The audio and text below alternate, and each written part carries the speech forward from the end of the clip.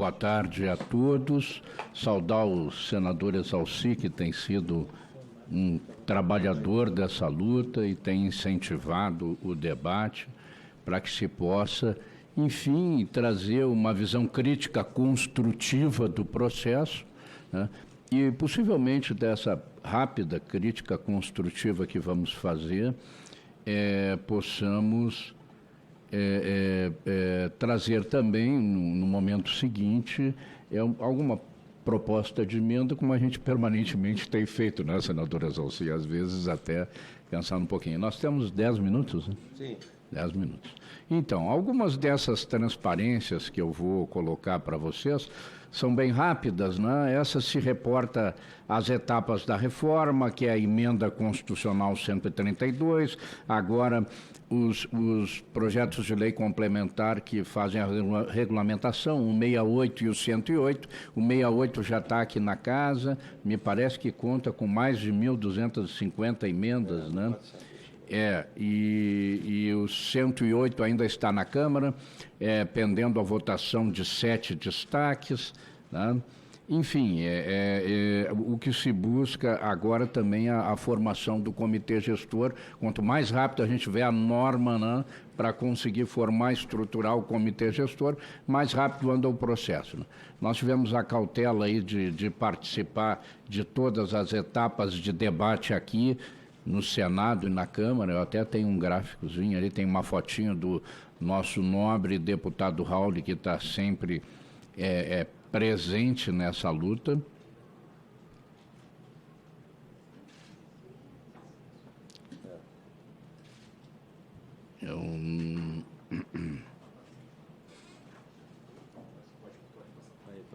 Passou. Então, dizer que numa análise prévia, né, nós temos em frente aí a partir de 2025, se imaginando que agora, nos momentos que se seguem, essa legislação que está tramitando vai ganhar uma velocidade importante e que até o final do ano possivelmente o PL 68 volte e quiçá saia da Câmara. O 108, ele é importante que ele também tivesse pronto para que aquela sequência que está ali, a partir de 2025, que é a instituição do Comitê Gestor, a regulamentação dos tributos em 2026, já a parte de teste dos tributos, 27 e 28, a implementação da CBS, IS e a ampliação do teste do IBS, né? Enfim, é um resumo gráfico, né, do que se tem em termos de transição. Esse material fica aqui à disposição na comissão, né, senador? Eu estou com alguma dificuldade de avançar, viu? Não está avançando, deixa eu ver aqui. O comando não está... agora andou. Então, aqui nós temos ali um gráfico rápido que fala do período de transição, né? 2026, CBS e IBS entram em vigor, enfim, em 2027 o imposto seletivo... finalizam os impostos que deram origem aos novos na reforma, 29 a 32, a alíquota do IBS cresce gradualmente até que em 2033, fim do ICMS e o IBS totalmente implantado. Eu estou concentrando um pouquinho a minha fala no IBS, porque a nossa origem é estadual, né, senadora? Acho que eu vou ter que virar para cá. Ele está um pouco lento.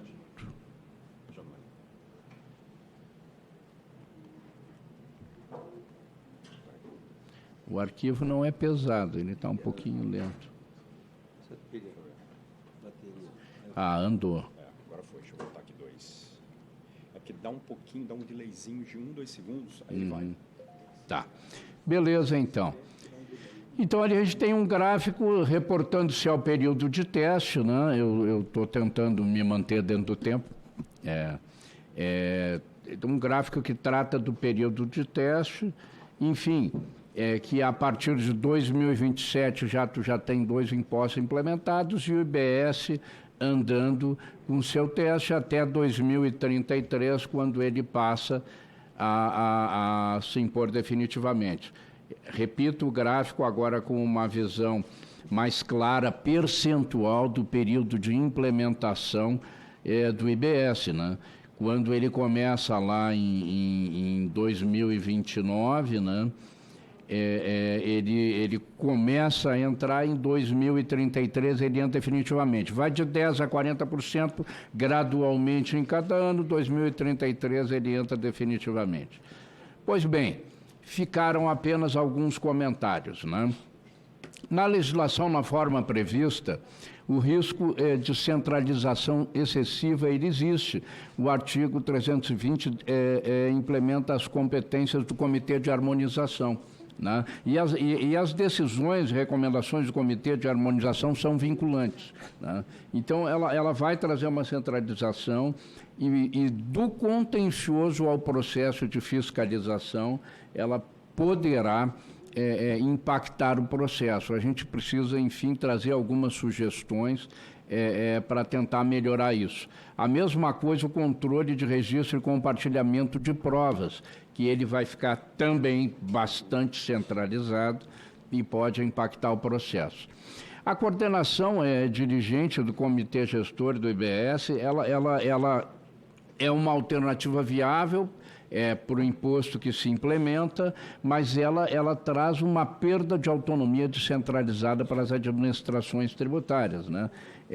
No caso de algumas administrações tributárias que não trabalham com ordem de serviço, a autonomia é mantida, essa atuação do Comitê Gestor, então, poderá, em parte, representar um retrocesso.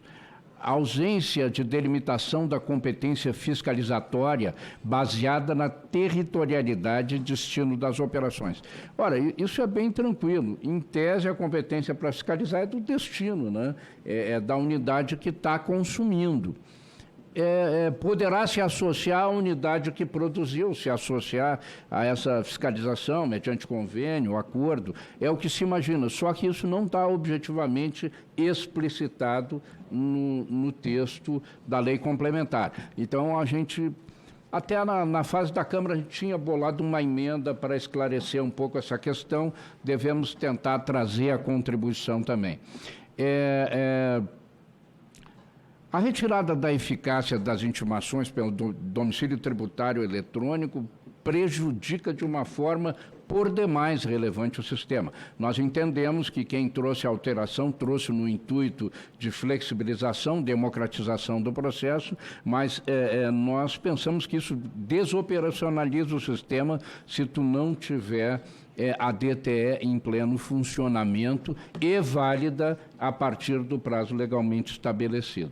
Então, nós acreditamos que essa questão do domicílio tributário eletrônico precisa ser revista para que, na prática, o trabalho se viabilize. Eu acho que os que vierem após a mim também tratarão esse problema, tá? Local da presunção da operação, né? Onde ela aconteceu, isso não está definido completo na lei. Então, é preciso detalhar isso. Nós também trouxemos uma sugestão durante o período da Câmara, vamos reencaminhar no Senado. A destinação do produto das penalidades para o ente fiscalizador, isso está tranquilo no artigo 54. Pois bem, aqui nós fizemos um gráfico, eu sei que o tempo é curto, mas lembrando assim, que na questão e ainda estamos adstritos à questão da transição, o índice de participação é definido pelo tanto quanto participa num período definido a unidade da federação com a Receita Nacional. Então, esse período foi eleito entre 2019 e 2026. Uma foto de um passado, que é uma realidade já ocorrida, mas uma foto que contém uma fatia de futuro.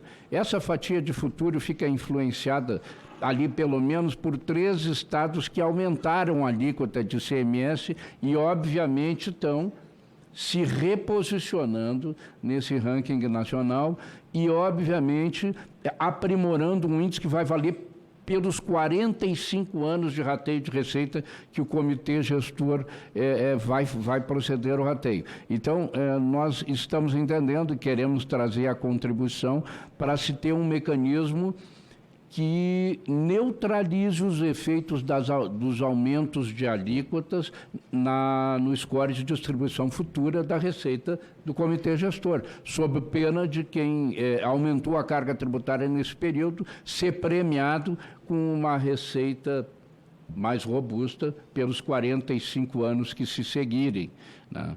O resumo da preocupação nesse sentido é essa, tá?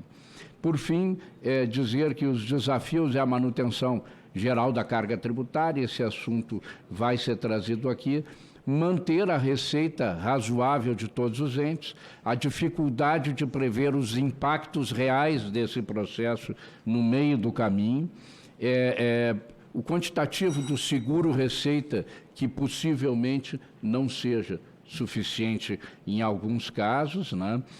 As disputas que vamos ter entre perdedores na receita e vencedores, e o risco de um efeito free rider, o risco de acomodação daqueles que conquistaram um bom índice de concorrência na receita do comitê gestor e haver uma acomodação do processo de arrecadação de alguns entes federados buscando efetivamente aproveitar o espaço conquistado.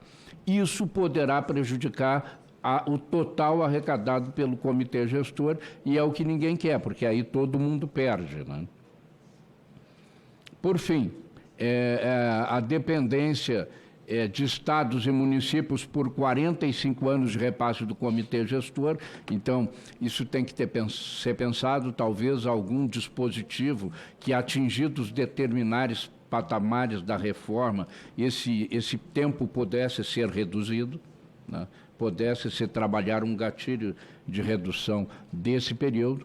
Os repasses seguem a proporção do índice médio de participação, obtido entre 2019 e 2026, é o que eu falei ainda há pouco, né? Temos ainda um futuro de 26 meses nesse processo que poderá influenciar nesse índice de participação na receita do comitê gestor. A ausência de incentivos para investimento na eficiência das administrações tributárias após a definição do índice de repasse. Uma vez que eu tenho o meu número de repasse, eu posso estar numa situação confortável e não avançar nisso. E, por fim, 5% da parte distribuída pelo destino ainda será retido para o seguro-receita, que é da parte que fica, que é distribuída direto para o destino. Será que isso será suficiente para atender o seguro-receita? Esses são os desafios e, enfim, a gente tem algumas sugestões de melhoria ao texto, que a gente está declinando ali no final, que seriam decisões de harmonização não vinculantes, delimitação territorial da fiscalização pela circunscrição e ou destino, ciência tácita no domicílio tributário eletrônico, fixação do local das presunções indeterminadas no estabelecimento fiscalizado, redutor para neutralizar efeito dos aumentos de alíquotas durante o período de fixação das médias de participação do ICMS nacional e ajuste do índice de distribuição do IBS, considerando também e principalmente o desempenho futuro de cada unidade da federação ao longo da transição para o destino. É isso, senador. Obrigado pela atenção.